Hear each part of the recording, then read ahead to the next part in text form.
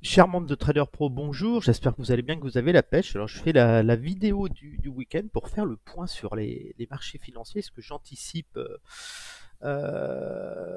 pour l'année 2023. Pour info, aujourd'hui j'ai posté la lettre Trader Pro qui est disponible sur le groupe Facebook Trader Pro. Ceux qui sont dans le groupe privé peuvent déjà la télécharger et y accéder. Je partage dans cette lettre un petit peu vraiment ma vision économique, géopolitique, vraiment ce que je pense actuellement sur les marchés et sur l'économie en général. Ça va vous donner un petit peu mes prévisions pour l'année 2023. Donc c'est gratuit bien sûr, hein, toujours chez Trader Pro, tout est gratuit. Il suffit d'être abonné au groupe Trader Pro, le groupe privé, et de télécharger cette lettre et de lire. N'hésitez pas à m'envoyer vos commentaires et puis à débattre, échanger sur cette lettre. Voilà. Pour ceux qui veulent suivre mes stratégies et s'entraîner sur le trading, avant de vous lancer en réel, je vous invite à télécharger un compte virtuel. Le lien est sous ma vidéo. Ça vous permet de vous entraîner. Ne vous lancez pas en réel sans vous être entraîné en virtuel. Et inutile de passer en réel si déjà en virtuel, hein, en compte démo, vous n'êtes pas capable de faire des performances. Si vous n'y arrivez pas en compte démo, vous n'y arrivez pas en réel. Donc vous avez les liens, je vous recommande le broker XTB. Pourquoi? Parce que c'est celui que j'utilise et pour moi c'est le meilleur. Et j'en propose pas d'autres, hein, je pourrais en proposer plein d'autres. Mais c'est vraiment le broker aujourd'hui avec lequel il faut trader. Il ne faut pas aller chasser le plus économique, le moins cher, le plus performant. Vous pouvez tout faire avec et même sur votre portable il est hyper fiable, il y a un service de qualité, service client. Bref, franchement j'ai été bluffé quand je l'ai découvert. J'en ai utilisé plein de brokers, hein. J'étais chez ProRealTime, ça me coûtait 5000 euros par mois à l'époque. Quand je faisais du trading actif, j'achetais tous les flux et tout. C'était une connerie parce que je me rendais compte que même si je gagnais de l'argent sur les marchés, eh ben, je redonnais une grosse partie de ce que je gagnais à mon broker. Et XTB, ça me coûte rien. Si je trade pas, ça me coûte rien. Je ne leur donne rien du tout. Et ça, c'est du bonheur. Alors, on fait le point sur le portefeuille Trader Pro. Alors, j'ai été peu actif dernièrement. J'ai fait peu de trades. La raison est simple, c'est que je m'attends, moi, à une correction des marchés à venir. Donc, je sais que les marchés montent, hein. J'avais prévu cette hausse des marchés. Puis, j'ai vendu sur des niveaux supérieurs. Et puis, on a dépassé à la hausse ces niveaux. Donc, je ne suis pas dans une optique de me renforcer encore. Je suis vraiment en embuscade. Mais voilà, mon but, c'est toujours de suivre ma stratégie moyen-long terme. Et je m'attends à une baisse à 2 chiffres sur les indices en 2023. La performance du portefeuille, ben, elle n'a pas bougé parce que j'ai peu tradé. Je suis à 93,8% de trades gagnants depuis la création du portefeuille. Je rappelle que le 15 août 2021, quand j'ai ouvert Trader Pro, c'est voilà, j'ai écouté les réseaux sociaux, les influenceurs et qui étaient tous à l'achat, il fallait acheter les marchés massivement et tout. Et voilà, j'ai décidé de créer le groupe Facebook Trader Pro, puis après la chaîne pour partager mon avis sur les marchés et puis surtout alerter les gens en 2021 de faire attention qu'on avait une correction des marchés à 2 chiffres à venir et les marchés sont tombés derrière puisqu'on a chuté en 2021-2022 pour rebondir en octobre 2022, niveau proche desquels j'avais l'objectif des 5500 points sur le CAC. Donc j'avais recommandé de s'alléger des ventes qu'on avait fait en 2021 pour prendre des bénéfices et de se replacer sur des niveaux supérieurs. C'est ce que nous avons fait. Nous avons vendu en 2021, nous avons récupéré, pris nos bénéfices en 2022, proche des 5500 points CAC 40 qui est sur les autres indices, et on s'est replacé sur les zones de vente mineures et majeures de l'indice. Donc on a des positions vendeuses actuellement sur des niveaux largement supérieurs aux 5500 points CAC, et on est actuellement dans l'attente d'une correction. Donc les marchés remontent. Donc je ne suis pas dans une optique de me renforcer encore, même si je sens que le moment va arriver, certainement à l'approche du printemps. Mais voilà, donc là je suis plus dans une phase de pause, d'attente, de surveillance et d'attente des beaux signaux de vente pour vraiment renforcer certaines positions. Donc je suis toujours à 93,8% de trades gagnants depuis la création du portefeuille qui a été commencé avec 20 000 euros et j'ai passé 3597 trades, donc voilà, avec des résultats moyens de 18,70 euros. J'ai fait autant d'achats que de ventes, hein. Je ne suis pas qu'à la vente, on voit que j'ai fait 92% de trades à l'achat et 94,9% de trades à la vente. Je ne suis pas uniquement vendeur des baissiers, mais la conjoncture actuelle, économique, géopolitique, m'oblige à ne pas être acheteur des marchés, je vais vous l'expliquer plus tard, sur des niveaux extrêmes.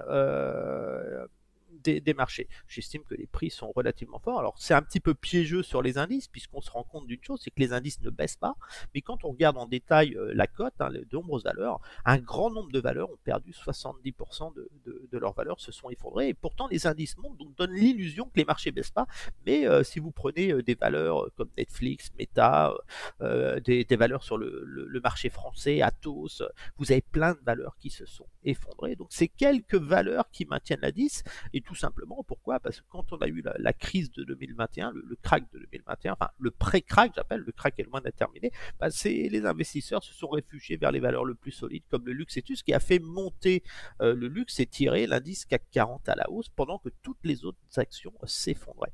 Donc maintenant, qu'est-ce qui va se passer? C'est que les gens vont peut-être avoir envie de s'alléger du luxe et de se repositionner sur des valeurs à bon compte, mais il va avoir un mouvement de correction des indices qui est en deux temps.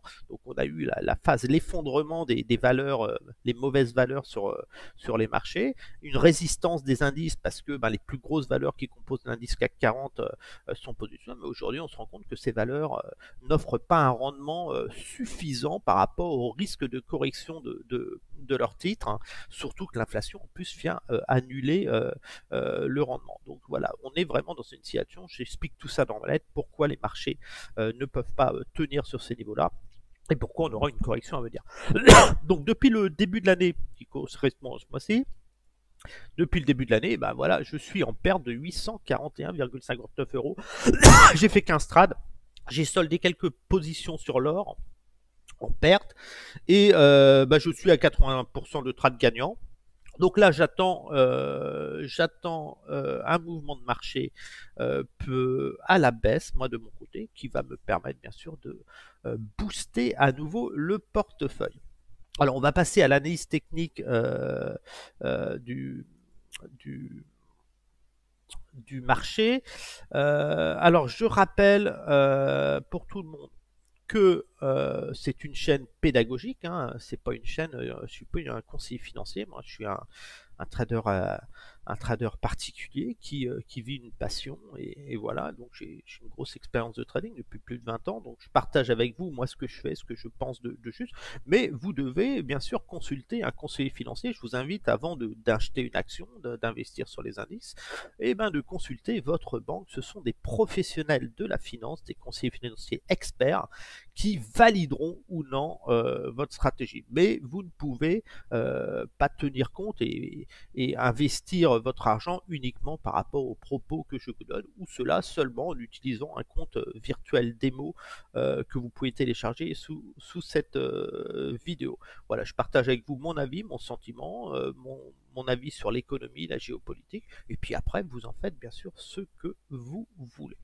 On va passer à l'analyse des indices, que je pense sur les indices. La vidéo va être un petit peu plus longue parce qu'on a beaucoup de choses à dire. Alors on va commencer par l'indice CAC 40.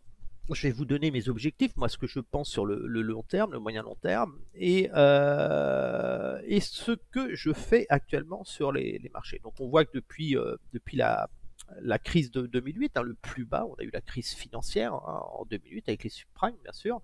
J'avais vendu moi en juillet 2007 à l'époque, un peu comme j'avais fait en août 2021 les marchés actuellement, en prévision d'une correction une contraction de l'économie, d'une arrivée en récession. Alors j'ai vendu en 2021, pourquoi? Parce que je m'attendais à une hausse de l'inflation, hein, je vous en parlais à l'époque. Puis aujourd'hui, je ne vends plus à cause de l'inflation, même si l'inflation aura un impact, hein. Maintenant, je vends plus pour les raisons d'une récession à venir. Les économistes vous parlent tous d'inflation, de réflation. Moi, je vais vous parler d'autre chose. Je vais vous parler de stagflation. C'est ce que j'anticipe sur l'économie mondiale actuellement. Voilà, je m'attends plus à une inflation qui va rester forte, avec certainement des taux d'intérêt qui pourraient monter à 7% aux États-Unis. Pourquoi? Parce qu'on se rend compte que les chiffres de l'inflation qui ont baissé dernièrement et qui ont provoqué le rebond technique des indices en octobre 2022 est essentiellement lié à la baisse du pétrole et du gaz. gaz. Si on regarde le pétrole, il a énormément baissé dernièrement. Ici, si on prend ici, vous voyez bien, on a eu une grosse correction du pétrole et puis du gaz aussi, une grosse correction du gaz. Alors tout ça, ça a fait baisser l'inflation énergétique qui, dans l'ensemble, a fait baisser l'inflation, mais c'est dérisoire. L'inflation reste encore très élevée aux États-Unis. Et donc cette petite baisse de l'inflation a fait monter les marchés, spéculer comme quoi la Fed pourrait ralentir sa hausse des taux. Mais quand on regarde en détail, et c'est ce que j'explique dans ma lettre Trader Pro que j'ai publiée sur le groupe, c'est que moi je regarde pas que l'inflation énergétique, c'est pas celle-là qui m'intéresse, c'est l'inflation des services et l'inflation alimentaire et l'inflation des loyers. Et quand on regarde l'inflation alimentaire, l'inflation des loyers et l'inflation des services, on voit que ça n'a pas baissé, ça a même augmenté. Et c'est ces inflations-là qui ont le plus d'impact sur le consommateur et son pouvoir d'achat et son endettement. Ça veut dire qu'aujourd'hui, les marchés ont l'impression que l'inflation a baissé en général parce qu'on a eu une baisse du pétrole due au ralentissement à l'effet Covid de la Chine, une baisse du gaz aussi avec un hiverno, mais derrière, l'inflation n'a pas baissé. L'inflation a même augmenté, et ce qui peut me permettre de dire que la Banque centrale américaine va monter ses taux bien plus fort que 5%, et même à 7%. Donc on va être dans une phase où les taux d'intérêt vont être très élevés, et en plus, on va être dans une phase où on va avoir une récession. Ça veut dire une stagflation. L'économie va ralentir et l'inflation va rester forte. Et ça, c'est désastreux pour les marchés financiers parce que, tout simplement, pour qu'une reprise économique se fasse et que les marchés puissent respirer sur les bulles qu'on a eues, je rappelle que si on regarde le Nasdaq aujourd'hui, le Nasdaq en mensuel ici, moi, quand je tradais, j'ai commencé à trader à peu près en 98, on était sur ce niveau-là, 2000, 2009, on était là, regardez ce qu'on a eu ici, tout ça, ça a été provoqué par le quantitative easing de la Fed, des banques centrales, et bien sûr une baisse des taux d'intérêt massive, voilà, suite à cette petite crise financière qu'on a eue. Ce petit mouvement, c'était la plus grave crise depuis 1929, et regardez ce qui s'est passé sur les marchés. Les marchés se sont envolés. Alors certes, on a eu une correction aujourd'hui, mais la correction, elle reste encore modeste. On est loin de revenir proche du prix moyen de l'indice Nasdaq qui est actuellement de 8500 points et qui reste mon objectif d'ailleurs. Alors, pourquoi ça s'est envolé comme ça? Tout simplement, quand on baisse les taux d'intérêt et qu'on distribue de l'argent aux consommateurs, les consommateurs achètent avec le même pouvoir d'achat. Quelqu'un qui gagne 2000 euros par mois, à la place de pouvoir acheter une maison à 200 000 euros, peut acheter une maison à 400 000, 500 000, et indéfiniment tant que les taux baissent et tant que les banques leur prêtent de l'argent. Sauf que là, ça change. Maintenant, les taux montent et le pouvoir d'achat ne peut que baisser. Alors, ce phénomène qu'on a vu ici, ça a fait gonfler la masse monétaire aux États-Unis. J'en parle dans ma lettre. Cette masse monétaire est monstrueuse. Et le seul moyen de sortir de cette crise et de pouvoir reprendre un cycle plus normal de l'économie, c'est de détruire de la monnaie. Et c'est ce que font les banques centrales aujourd'hui en augmentant leur taux d'intérêt. Mais il faudrait les monter bien plus que le taux actuel, parce que voilà, il y a énormément d'argent à détruire. Alors je vous parlais en décembre de faire attention aussi au plafond de la dette des États-Unis. La dette des Américains est vraiment monstrueuse, mais on peut parler aussi de la dette de la France, de l'Italie et tout.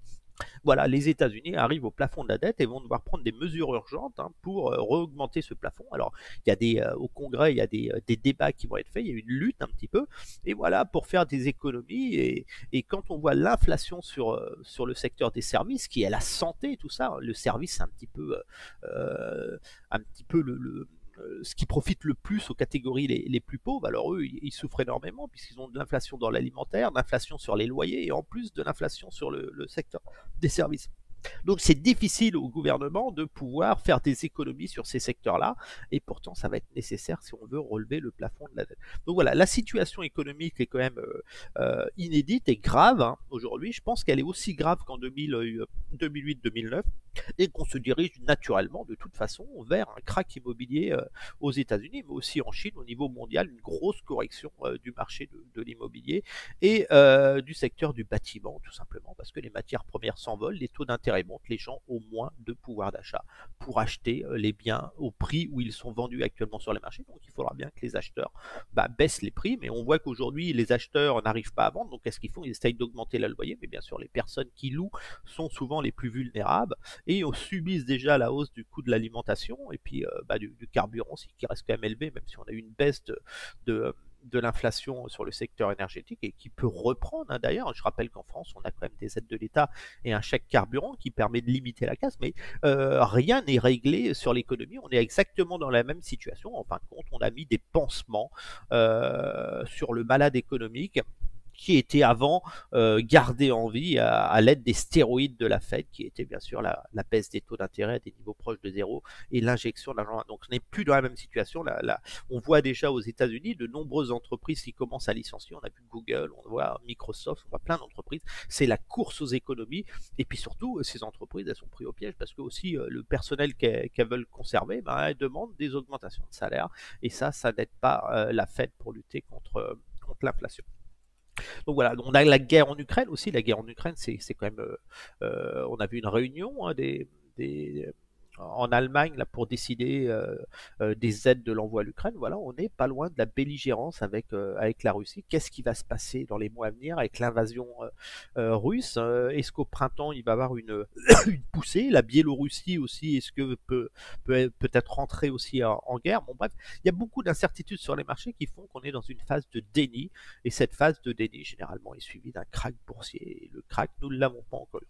Donc je vous invite aussi à regarder régulièrement les graphiques. Vous pouvez mettre des graphiques en échelle logarithmique. Ça vous permet de voir un petit peu plus clairement les mouvements. Et là, on voit le mouvement qu'on a eu sur le CAC, sur le Nasdaq, qui est assez conséquent. Voilà, mais il en reste, je pense que on peut avoir un rebond sur le Nasdaq à court terme, mais de toute façon, on va continuer à baisser derrière.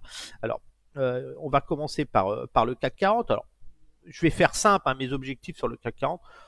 Ma zone de vente, moi, où j'ai vendu l'indice CAC 40, j'ai vendu dans cette zone-là. Ici, on va passer en weekly. Voilà. Donc on a une poussée, on a une poussée du CAC, voilà. Donc moi j'ai pris des positions, j'ai pris très peu de positions ici, là. J'ai pris quelques positions ici. On va mettre en jaune pour que vous voyez mieux. Voilà. Des toutes petites positions sur de larges niveaux qui me permettent de tenir mes positions et dans cette zone là. Et là on a eu cette poussée, un petit peu cette folie acheteuse provoquée par les valeurs du luxe, hein, qui représentent plus de 30% de l'indice CAC 40. Donc voilà, donc le luxe a monté, ce qui génère une tête à épaule ici. On peut voir, on a une tête à épaule ici avec une vague de Wolf en plus. Ici vous avez une tête ici à épaule, vous allez voir, paramètres. Donc ça me permet de me dire, voilà, j'ai des positions vendeuses là parce que je vise naturellement de mon côté, moi, c'est cette cible-là que j'ai à moyen long terme. Je vise ce mouvement-là, un mouvement correctif dans cette zone-là. J'ai des petites positions vendeuses ici qui me permettent de tenir mes positions. Je suis absolument pas en danger. Je peux encore me renforcer copieusement. Voilà, donc mon but c'est de déterminer jusqu'où peut monter l'indice CAC 40. Donc on va regarder un petit peu, parce que mon but, moi sûr, c'est de renforcer mes positions vendeuses. Je ne suis surtout pas à l'achat, alors que moi j'avais vendu en août 2021. En août 2021, quand je commençais à vendre les marchés, j'ai commencé à vendre ici. Donc le marché a monté derrière ici. Donc j'étais perdant, mais je tenais mes stratégies. Et puis derrière, j'ai profité du mouvement, ce qui a fait la plus-value que vous connaissez sur mon portefeuille. Et je suis en train de faire exactement la même chose.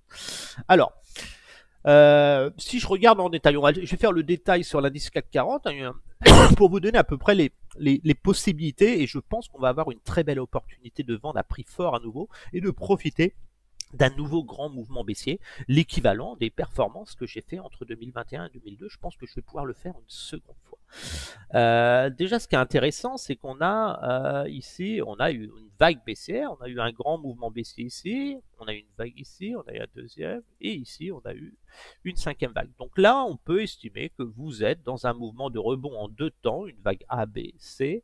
Vous avez fait la vague A ici, le mouvement B, et là on est dans le dernier mouvement. Alors peut-être qu'il s'est arrêté ici, peut-être qu'il va s'arrêter là. Bon, pour l'instant, on n'a pas fait de plus haut, on a des signes de correction ici, donc qui militent peut-être qu'on a terminé le mouvement haussier, ce grand rebond. Je rappelle aussi que là l'indice avait perdu, par rapport ici au plus bas, on avait perdu 23,83%, et l'indice ici a rebondi de 26%. 26,67. Ça veut dire qu'on a gagné plus ici que sur le mouvement de baisse. Ça veut dire que le marché n'a pas réellement baissé sur les valeurs qui portent l'indice et qui, elles, vont corriger aussi parce que LVMH ne peut pas monter éternellement une capitalisation à un prix. Et les fondamentaux, les ratios d'une entreprise font qu'à un moment, les investisseurs se disent c'est plus judicieux par rapport au rendement que me verse la valeur de solder mes lignes et de me replier sur correction et puis d'aller sur des valeurs qui elles sont vraiment au tapis plus bas. Donc on a ici une tête à épaule, ici vous voyez c'est la première épaule et la deuxième épaule. Donc ici on peut dire qu'on a un potentiel, là on va parler vraiment technique, hein, si je prends cette tête hier, le potentiel haussier qu'on aurait de l'indice sur cette figure chartiste, hein, ce serait vraiment ce niveau-là. Ce serait vraiment le plus haut niveau, un niveau, voilà, le potentiel théorique. C'est-à-dire que par rapport au prix actuel ici, dans le meilleur des cas, l'indice pourrait encore prendre 9%. Mais après, ce serait intenable pour l'indice par rapport aux valorisations et par rapport à la situation géopolitique. On a aussi quelque chose d'intéressant, pour ceux qui connaissent un petit peu l'analyse technique, on a ce qu'on appelle une vague de Wolff ici, qui va nous permettre aussi de déterminer, ici, on a une vague de Wolff ici. On a cette vague de Wolff ici, cette droite, donc voilà, ce mouvement baissier génère un potentiel. Donc techniquement, on peut dire que voilà, si vous vendez ici, il faut être en mesure de tenir cette zone ici. Cette zone-là, qui devrait ensuite faire un mouvement correctif beaucoup plus profond.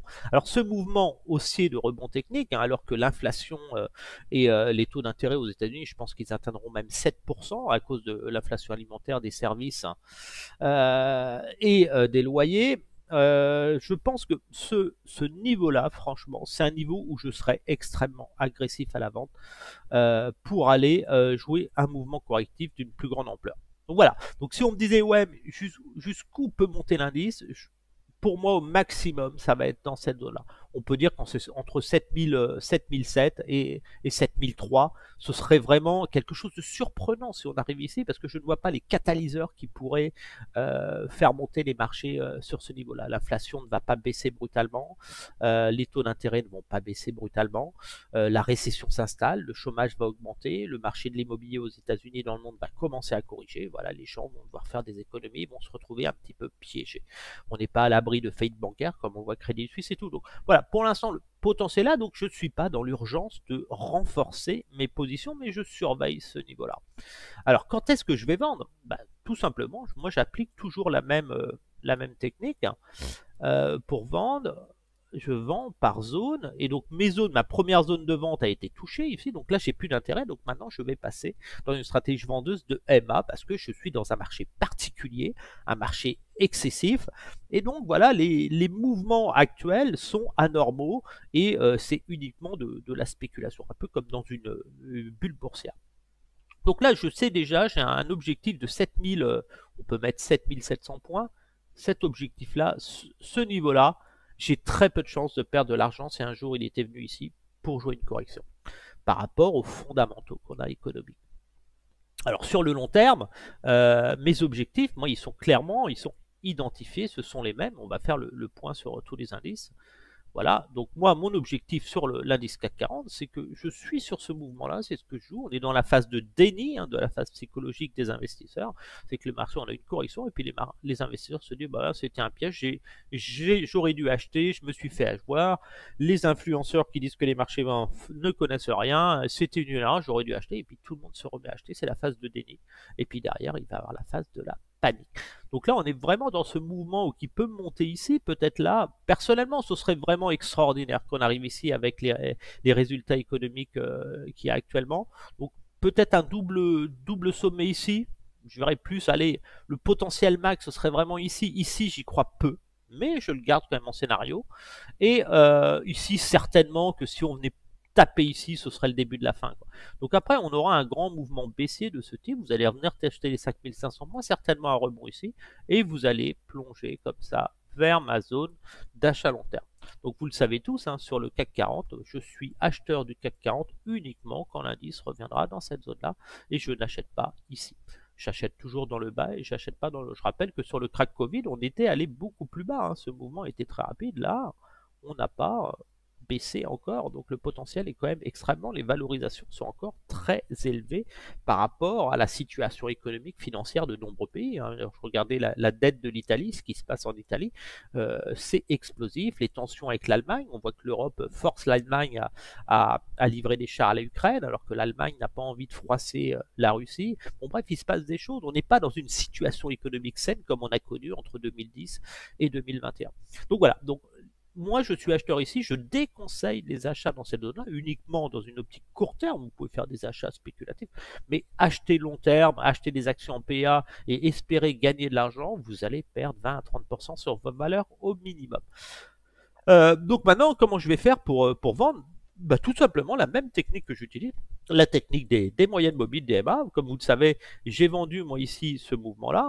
Je rappelle qu'on est dans une phase en vague, on est dans une phase dans ce mouvement A, B. Alors, hop là, je fais une bêtise. On est dans une phase de rebond technique, hein, ce rebond. Donc là, on monte, on a un rebond technique ici, et après on a la deuxième vague derrière qui va monter. On est vraiment dans de la reprise technique spéculative. Donc là, moi j'ai vendu ce signal-là. Hein. Pourquoi j'avais vendu ce signal-là? Parce que j'avais un signal de vente. On avait en plus ici la zone majeure entre les 50 ans. Donc là, j'ai vendu. Mes positions, elles sont très très bien. Il était logique que je vende ici. Alors pourquoi j'ai pas pris mes pertes sur ce niveau-là? Parce que mes pertes sont dérisoires par rapport à mon capital. J'ai un portefeuille de 87 000 euros qui a commencé à 20 000 euros et j'ai des petites positions de 0,01 lot sur plusieurs niveaux. Mes positions ne sont pas encore agressives. Je comptais me renforcer sur l'accélération. Donc je peux tenir mes positions sur 0,01 lot. Par exemple, ici, j'ai une position, je suis ici. Je perds sur ce niveau-là, je perds 41 euros. Donc je ne perds pas grand-chose. Et si j'ai 10 positions ici, bah, je perds 410 euros sur mon porte. Donc c'est dérisoire, je peux tenir ma position. Moi, mon but, quand je suis en trading, c'est pas de gagner beaucoup, mais de ne pas prendre de pertes, très peu de pertes. C'est pour ça que je suis à 93% de trade gagnant. C'est que j'estime que mes positions ici, que j'ai à la vente, vont être gagnantes à un moment de toute façon.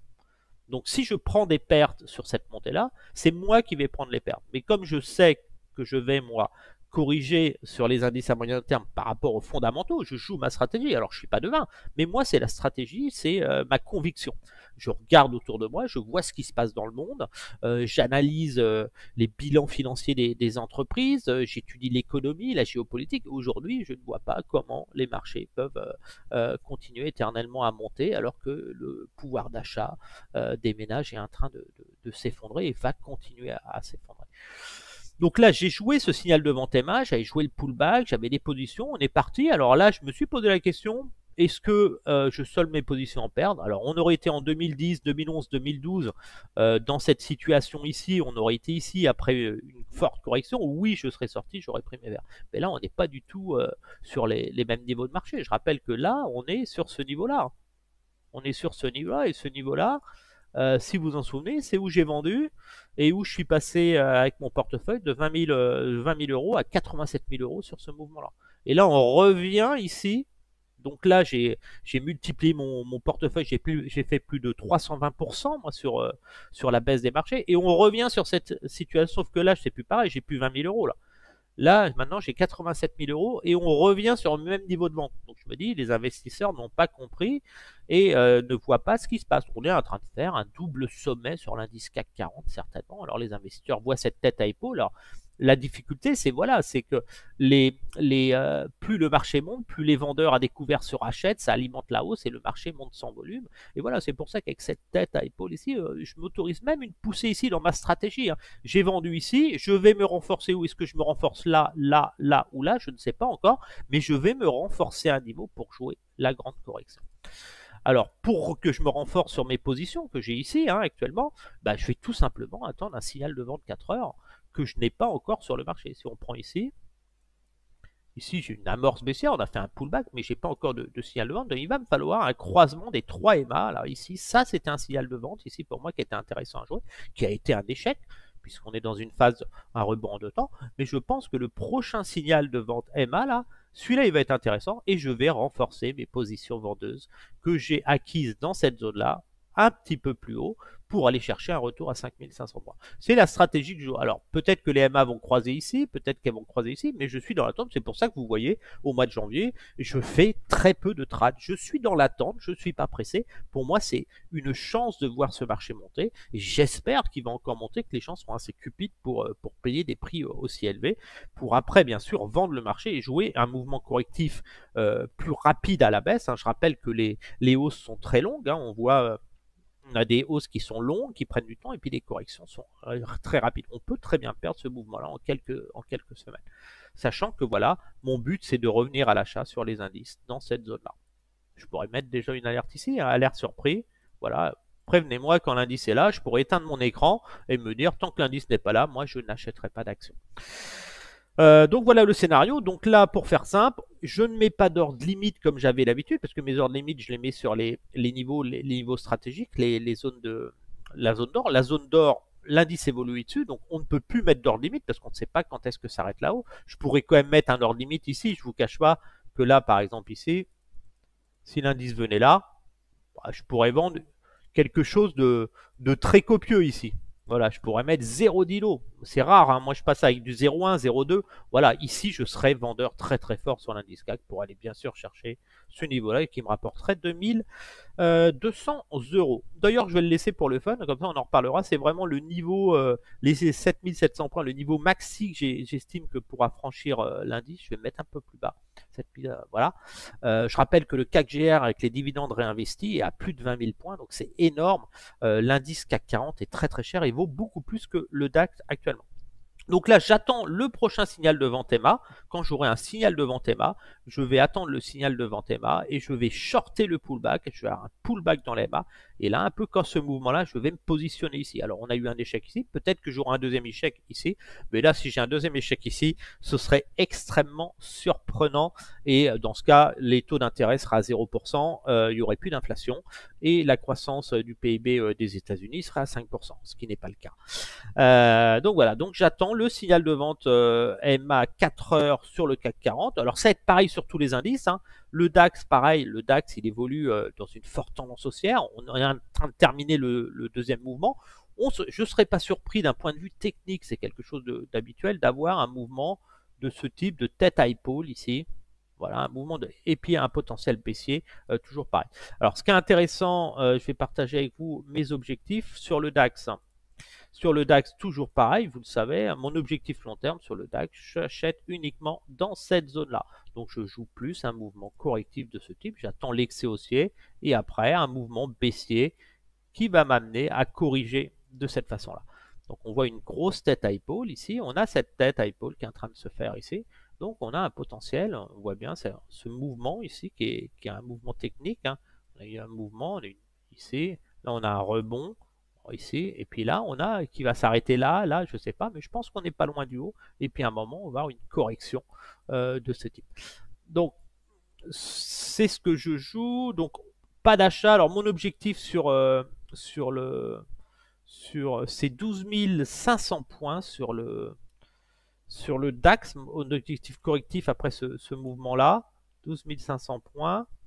Hop, voilà. Et la zone, vraiment le potentiel baissier que j'ai au minimum, ce serait cette zone-là. Mais pour moi, on va revenir dans cette zone-là. C'est inévitable par rapport à l'évolution des marchés de ces dernières années. L'US 30, alors le DAX, quand est-ce que je vais vendre le DAX? Toujours pareil, surveillez les MA 4 heures. Ici, vous êtes là.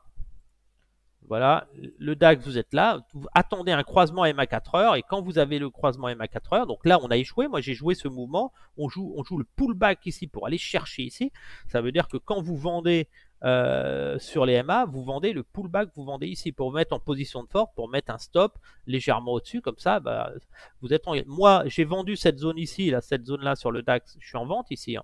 J'ai vendu la zone d'or. Donc j'ai pas pris mes pertes puisque mon but c'est de jouer une stratégie baissière moyen long terme sur l'indice. Donc moi les positions là, quand j'étais ici, j'espérais pouvoir vendre là. Donc une fois qu'on est arrivé là, c'est pas pour sortir en perte sur ce niveau-là, ce serait stupide. J'ai eu la chance de pouvoir vendre là. Donc bien sûr on monte au-dessus, mais c'est dérisoire le mouvement. On est à combien? Là, on est à 3,90% au-dessus, alors qu'on a progressé ici par rapport à ma zone de vente de 19% à 23%. Donc je suis très bien, ces positions vendeuses sont très bien. Par contre, il ne faudra pas hésiter à les renforcer intelligemment sur le prochain signal de vente MA 4 heures pour jouer un mouvement minimum des 12 500 points. Donc voilà la stratégie. Donc là, je suis en attente, je suis vraiment en surveillance de l'indice. En daily, ça donne quoi? Hop, en daily, on a une petite bougie, mais voilà. Pour moi, on est en train de faire par expérience, hein, je le vois gros comme une maison, on est vraiment en train de faire ce mouvement-là. On est en train de faire ce mouvement-là, vraiment une tête à épaule et après revenir sur les 12 500 points. Donc moi, ça m'intéresse de vendre le prochain croisement EMA 4 heures hein, que j'aurai. Voilà. Surtout, n'achetez pas ici. Hein. Si vous achetez, si vous avez des positions, si vous achetez des actions ici et que vous achetez là, vous perdrez 20 à 30% de votre capital, voire vous serez ruiné si vous êtes sur des actions. Si vous achetez là, si vous êtes acheteur là, vous êtes perdant. C'est inévitable. On n'achète pas là. Autant quand on s'est rapproché de mon support, quand j'ai vendu cette zone-là, moi j'ai vendu en 2021, quand on s'est rapproché du support ici, qui était connu à l'avant, je me suis allégé ici. On a eu double sommet et je me suis allégé ici. Alors pourquoi je me suis allégé ici? Je vous l'ai expliqué.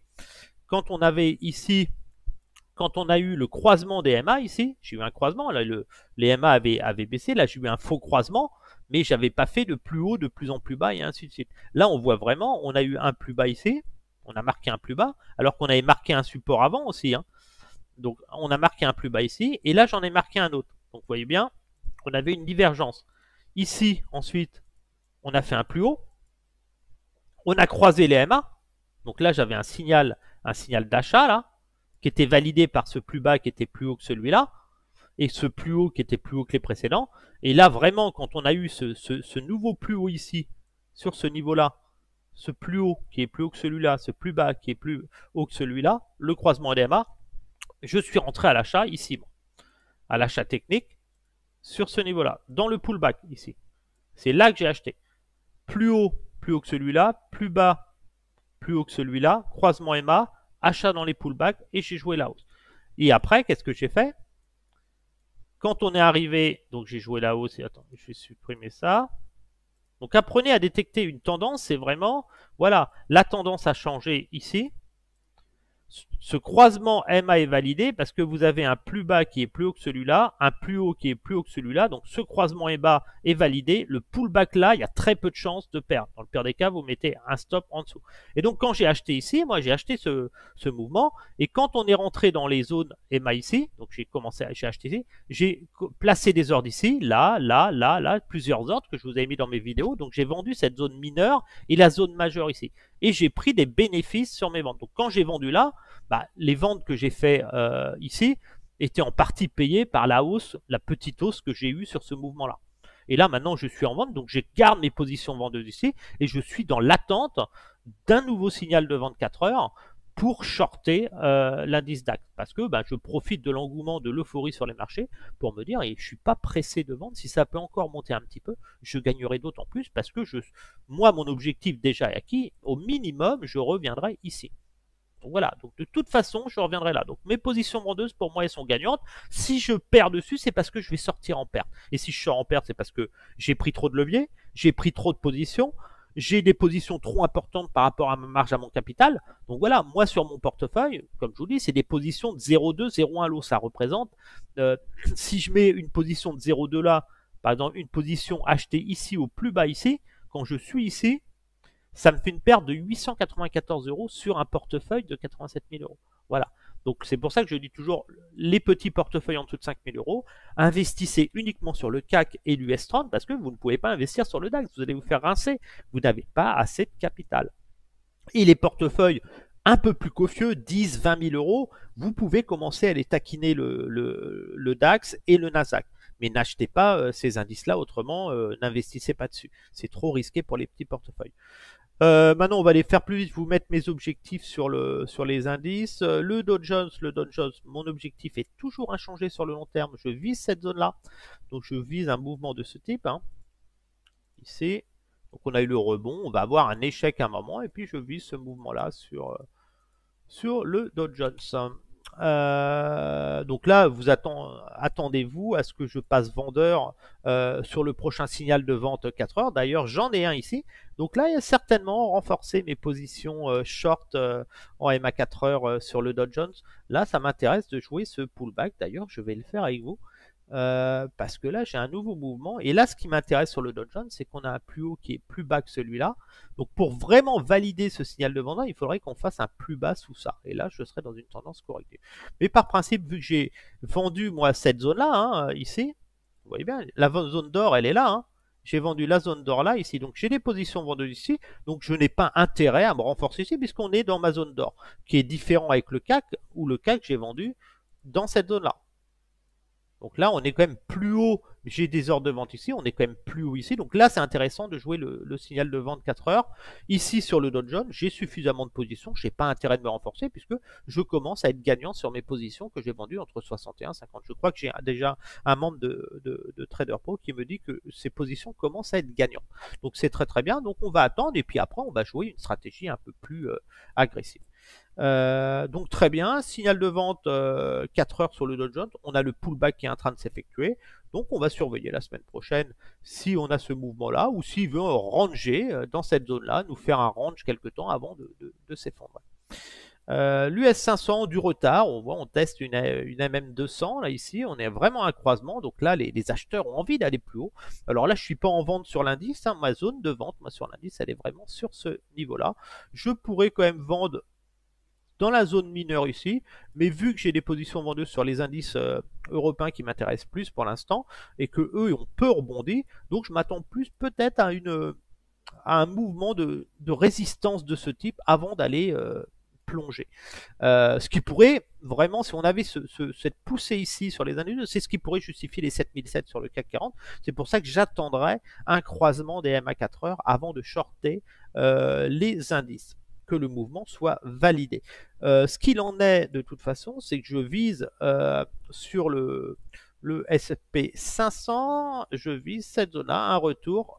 C'est dans cette zone-là que je suis acheteur du S&P 500. Ça vous donne un petit peu le potentiel baissier ici. Donc on a un rebond. Mon idéal serait de revenir dans cette zone d'or majeure et puis je vais jouer ce mouvement-là. Alors là, on a vraiment ma zone de vente, moi, est là, la zone d'or majeure de vente est dans cette zone-là. Donc il reste encore de la marge à pousser si on prend en hebdomadaire. La zone d'or par rapport au cours actuel, hein, il pourrait prendre entre 4 et 8%, disons, le potentiel du SP500. Mais ce qui m'inquiète, c'est qu'on est vraiment là en train de croiser là ici. On a du mal et je m'attends plus à une dégringolade des indices. De toute façon, même si on montait là, dites-vous que vous allez revenir à 3000 points sur cet indice. Le Nasdaq, on est en échelle logarithmique, on va repasser en échelle traditionnelle. Le Nasdaq, pareil, le Nasdaq, j'ai pas trop envie de le vendre tout de suite, c'est spéculatif, c'est très nerveux. Je reste très vendeur du Nasdaq dans cette zone-là, sachez-le. Donc je suis vendeur du Nasdaq dans cette zone-là et je suis acheteur uniquement sur le long terme dans cette zone-là, ici. Donc mon objectif sur le Nasdaq, si jamais le Nasdaq voulait bondir vers là, bien sûr je suis vendeur pour jouer ce mouvement-là. Voilà. Qu'est-ce qu'on a d'autre? L'US 2000 c'est pareil. L'indice britannique, lui pareil, hein, lui je le vends. Cet excès là. J'ai pas été touché, j'avais laissé un ordre. J'ai pas été touché, je vais le mettre sur les plus hauts ici. Voilà, j'aimerais bien une poussée. Sur l'indice, l'inflation va augmenter, les conflits sociaux vont commencer à booster là-bas, l'immobilier et tout. Il va se passer des choses en Grande-Bretagne. Donc là, je vends ces excès haussiers ici, ce grand range, et je vis cette zone-là. Un petit tour sur le Bitcoin. Le Bitcoin, hein, j'ai remonté encore mon retracement d'achat. Donc on a un mouvement, on voit bien que le Bitcoin, il y a un mouvement, ce qui est un mouvement haussier ici. Hein. Donc moi j'ai des achats, j'achète vraiment sur repli. Le potentiel, je pense, sur le Bitcoin maximum, ça va être sur cette zone-là. Donc soyez prudents. On peut avoir une poussée ici, mais là pensez à prendre votre bénéfice sur vos achats parce que la baisse n'est pas terminée. On est en train de jouer un pullback ici dans les MA. Je m'attends vraiment, on pourrait encore faire des plus bas, attention à ça. Donc j'achète moi vraiment d'une façon spéculative. J'ai toujours de la même façon, j'achète voilà, sur des retracements. Donc là, quand on était ici, j'avais mes retracements, mes ordres qui étaient bien sûr plus bas ici. Hein. J'achète vraiment moi sur des replis. Voilà. Et comme on a remonté ici, je laisse traîner des ordres pour profiter d'un mouvement correctif et des prix attractifs. Donc là, pour l'instant, je suis vraiment acheteur sur ces niveaux-là. Je remonte mes ordres d'achat. Si je suis pas touché, je n'achète pas. J'achète vraiment sur repli. Voilà pour le tour de marché. N'hésitez pas à lire ma lettre sur le groupe Trader le groupe privé Trader Pro. Petit rappel en analyse technique, comment on prend des positions. On va prendre un graphique très court terme pour détecter des signaux d'achat. Alors, une tendance haussière est toujours matérialisée par ici. Vous avez un plus bas ici. On va mettre des flèches. Quand vous êtes dans ce mouvement-là, on va le faire comme ça. Vous avez une phase de range ici. Passer en 30 minutes, ça va être plus simple pour vous. Voilà. Voilà. Donc là, qu'est-ce qui détermine vraiment un signal d'achat? Ici, vous avez un plus bas. Ici. Non, je vais passer en 15 parce que là, on est vraiment sur du très court terme. Voilà. Là, vous avez un plus bas. Ici, vous avez un signal d'achat ici. Croisement MA. Là, vous avez un nouveau plus bas qui est plus haut que le précédent ici. Là, vous avez un plus haut qui est plus bas que celui-là. Donc là, vous avez vraiment un signal ici. Le fait que ce plus bas soit plus bas que le précédent et aussi, c'est ce qui vous trace des canaux ici. Vous avez un plus haut que celui-là et un plus bas. Là, vous êtes sur un signal d'achat et puis en plus, vous êtes validé ici avec une MA 30 minutes. Donc, vous avez un signal 30 minutes ici. Donc, à ce moment-là, vous pouvez rentrer à l'achat sur ce signal-là. Ici. Là, vous avez un signal d'achat.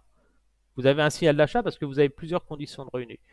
Vous avez ici un croisement. Alors, on est en 15 minutes, donc les mouvements sont plus rapides. Là, vous n'avez pas acheté forcément le pullback. Quand vous êtes sur des tendances plus courtes, c'est plus difficile à déterminer les tendances que des tendances plus longues. Donc là, vous avez eu ce pullback ici. Vous avez vu que sur ce pullback, ça a rebondi derrière. Le plus haut est validé par rapport à celui-là. Le plus bas est plus haut que celui-là. Par un, vous pouvez tenter un achat dans le pullback dans les MA. Si on prend sur des données horaires, par exemple, des données plus grandes, on utilise toujours les MA que je vous dis sur les cours les plus hauts et les plus bas. Hop là, bon, je remettrai mon retracement. Ici, vous avez typiquement un signal d'achat. Ici, par exemple, vous n'avez pas de signe de croisement MA. Les MA n'ont pas croisé ici. Elles n'ont pas croisé. Ici, vous avez un croisement MA.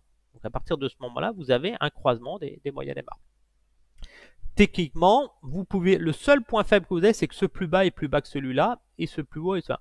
À partir de ce moment-là, quand vous avez un croisement MA après une longue tendance baissière comme ça ou de consolidation, vous pouvez prendre le risque. C'est toujours pareil, on n'est jamais sûr de vous positionner ici. Dans le pullback, vous achetez pas ici, vous achetez pas là, vous attendez le pullback. Vous avez une hausse et vous avez une correction. Cette correction, en fin de compte, correspond à une correction sur les tendances plus courtes que les données horaires, ce qui vous permettent de vous positionner, vous laisser traîner un ordre. Par exemple, quand on est ici, j'ai un croisement MA, qu'est-ce que je fais? Je vais prendre des ordres limites, par exemple, je vais acheter toujours des petites positions, je vais dire, ah ben je vais acheter, et je vais pas acheter en une fois, je vais placer plusieurs ordres. Je vais mettre comme ça, par exemple, je vais en mettre 2, voire 3, voilà, je vais mettre comme ça ici, et j'aime bien en mettre un 3. J'achète. À la place de prendre une position de 0,3, bah, je prends 3 petites positions. Ça me permet de lisser mon prix de revient. Alors là, il y a peu d'intérêt parce qu'on est sur la tendance 1 heure, mais quand vous êtes en daily, quand vous achetez sur 100 points de fluctuation d'indice, c'est mieux. Donc là, j'ai un signal d'achat et là, hop, mes ordres sont touchés ici. Donc comme mes ordres sont touchés, à partir de ce moment-là, eh ben, vous pouvez très bien mettre votre stop. Vous mettez votre stop juste au-dessus. Vous garantissez un stop, soit si vous êtes à l'achat, moi j'aurais tendance à mettre un stop ici juste au-dessus de mon prix de revient parce que je suis dans une tendance baissière long terme. Mais si j'étais comme en 2010-2011, bah là mon stop je le mettrais si j'avais fait mon achat ici par exemple, achat limite ici. Mon stop, bah, je le mettrais idéalement ici. Donc, je regarderai combien je perds. Je perdrais 9,43 €. Donc je pourrais même me permettre de le mettre là. Comme ça, je réduis mon potentiel d'être exécuté sur un mouvement de marché. Et puis là, je serai en gain tranquillement. Ici, hop, je gagnerai 22 €. C'est très bien, 22 € de gagner, sachant que j'ai très peu de pertes. Que si vous mettez des stops très serrés, le risque, vous achetez là, et puis hop, vous êtes touché, puis vous retrouvez ici. Donc toujours des stops larges avec des petites positions. Des petites, vous pouvez le mettre ici, vous risquez 9,45 € pour 22 €. Mais le but, c'est de tenir ces positions. Et en mettant des stops larges et en prenant des petites positions, vous allez faire plus de petits gains, mais vous allez gagner beaucoup de petits gains. Et donc ensuite, une fois qu'on a acheté là, on laisse traîner des ordres dans les MA. Par exemple, là j'aurais un ordre, par exemple si je voulais acheter le CAC 40, Donc là, on n'a pas eu de, regardez, on n'a pas eu de croisement, Emma, là encore. On n'est pas encore baissier en horaire. Hein. On est toujours sous l'influence de ce gros signal. Donc là, ce qui va être intéressant dans les jours à venir, supprimer ça. Là, on a noté, là, on va pouvoir, je vais agrandir mon retracement, mais je ferai très bien. Qu'est-ce qu'on a aujourd'hui ici? On a un signal d'achat de vente ici, un signal correctif ici, et on a un signal de rebond ici. Signal de rebond ici. On n'a pas croisé avec les EMA. Si les EMA croisent, il faudra qu'on valide un nouveau plus haut ici, un nouveau plus haut. Si on échoue ici, ce plus haut sera plus bas que celui-là, et qu'on valide un plus bas que celui-là. Et ce sera validé sur un mouvement baissier de ce type ici. Un mouvement baissier ici de ce type. Si je prends les... Donc on aurait ce mouvement-là, ici. Un mouvement baissier de ce type, ici. Et vous allez comprendre pourquoi je vous dis de vendre toujours dans les pullbacks d'EMA. Ça veut dire que si on ne fait pas un plus haut ici par rapport à celui-là, et qu'on fait un plus bas par rapport à celui-là, les moyennes EMA auront croisé. Et vous vendrez le pullback. Le pullback, en fin de compte, vous aura confirmé que vous avez fait un plus bas par rapport à celui-là. C'est pour ça qu'on vend toujours le pullback. Et ça vous permet en vous disant de vendre les pullbacks, vous louperez des opportunités, mais vous serez toujours bien placé en position de force. Parce que si ça croise ici, que le marché a baissé et qu'on rebondit dans les MA qui sont baissières et qui ont croisé, qui ont géré un signal, vous vendrez au moment idéal. Et votre stop sera beaucoup plus serré. Soit vous le mettrez ici ou ici. Donc voilà, mais je ferai des petits rappels techniques, je ferai des vidéos de formation technique sur les indices pour déterminer des... Mais en gros, dites-vous une chose, on ne vend pas un indice qui est au-dessus de ces EMA à court terme. On peut vendre moyen terme parce qu'on vend des mouvements plus copieux, hein, on vend des zones. Mais là, par exemple, ici, vous ne pouvez pas vendre... Là, ici, vous ne pouvez pas vendre l'indice. Pas encore. Il faut attendre. Et moi, idéalement, j'aime bien travailler en 4 heures. Ça veut dire que tant que je suis en signal d'achat 4 heures, ça veut dire qu'à partir de ce moment-là, moi, j'avais vendu ici dans cette zone-là. Mais quand on a croisé ici, ça veut dire qu'à partir du 3 janvier 2023, je ne vends plus l'indice. J'attends, même si j'ai des positions vendeuses dans celle-là que je conserve sur le moyen long terme pour viser les 5500 points. Maintenant, ce qui m'intéresse, c'est de jouer le prochain signal de vente qui viendra. Et il va arriver, rassurez-vous, et l'indice CAC 40 retournera à 5500 points. C'est une question de patience. Donc, ne prenez pas des pertes inutilement. Ne prenez pas de trop grosses positions. Inutile de vendre massivement ici parce que vous ne savez pas si le mouvement est terminé. Ce serait une question de chance. Il faut vraiment attendre des zones. Donc, ceux qui ont vendu dans cette zone majeure ici, c'est une très bonne chose parce que vos positions vont être gagnantes sur le moyen long terme. Par contre, ceux qui vendent là, c'est pas une bonne stratégie. Il faut attendre des signaux de vente nouveaux. Sur ce, je vous souhaite à tous une excellente journée. N'hésitez pas à venir échanger sur le groupe Facebook Trader Pro avec nous. Vous avez plein d'analyses que je pose, de recommandations, d'avis sur l'économie et tout. Et je vous remercie sur vos commentaires surtout et votre petite pouce bleu pour motiver à continuer à faire cette chaîne Trader Pro qui j'espère vous est utile. Sur ce, à bientôt.